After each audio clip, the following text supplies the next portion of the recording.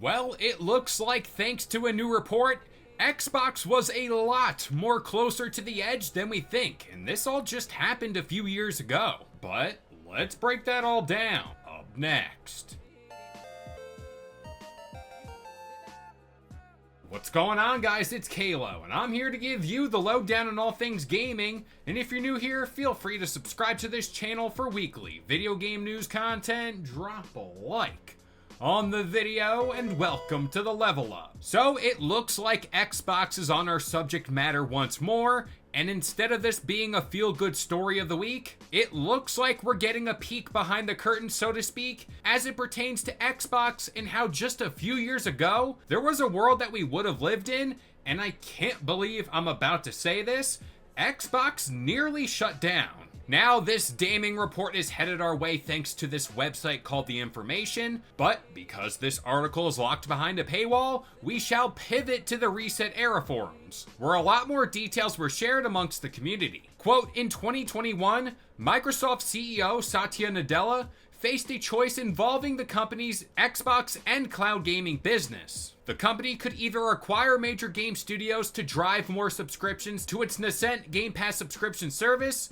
or it could wind down its game business entirely, Nadella told two people at the time. Nadella took the first path, acquiring Elder Scrolls maker Bethesda Studios for $7 billion in 2021, and Call of Duty maker Activision Blizzard for $75.4 billion in the fall of 2023. We then continued. Several leading game studios have resisted Microsoft's pitch that they should put their titles on Game Pass in exchange for fees that Microsoft offers to pay gaming studios, according to people familiar with discussions. Now I want to say I do have a little bit of pushback towards this article, and this is solely based because some of the dates mentioned in this here article are a little bit hazy. To that, I look back to when Xbox announced its intent to buy Bethesda back in 2020, and not in 2021 as this report suggests. Now, that entirely could just be an error on their part, or they could be referencing Activision Blizzard. But based off this report, Satya Nadella was just convinced to stay with Xbox.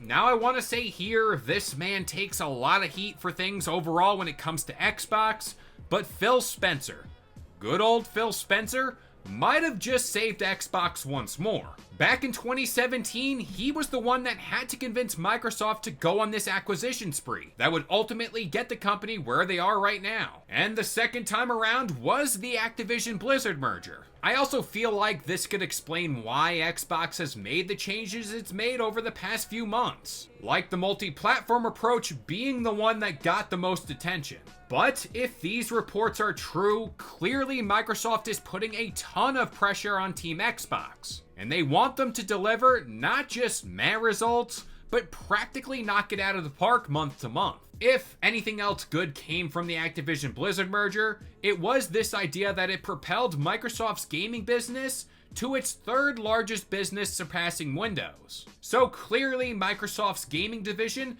has excelled way beyond expectations. But that in turn means more eyes are on the product and more pressure is on them to deliver. This is where I feel that multi-platform approach comes into play once more, because they can increase their revenue streams almost tenfold. That in theory would also increase their Game Pass subscriber counts, which is something they've been leaning into heavily over the past few months. I say the past few months, I mean the past few years. But looking forward for Xbox, I think their future is very interesting, and it's very much worth watching. They got that rumored handheld, a brand new home console, along with some heavy hitting announced and unannounced IP hitting their platform. And despite that multi-platform approach, and how many reactions that's getting, I can't help but be a little bit optimistic that everything's gonna be okay in the end. But with all that being said, I'm gonna pass this one off to you guys. What do you think about this new report? Does it surprise you?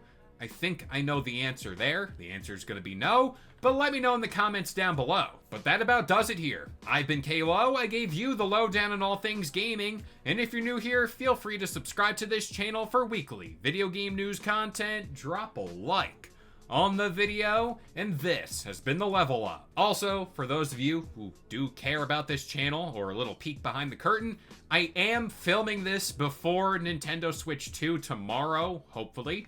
Fingers crossed there. I don't know what's gonna happen.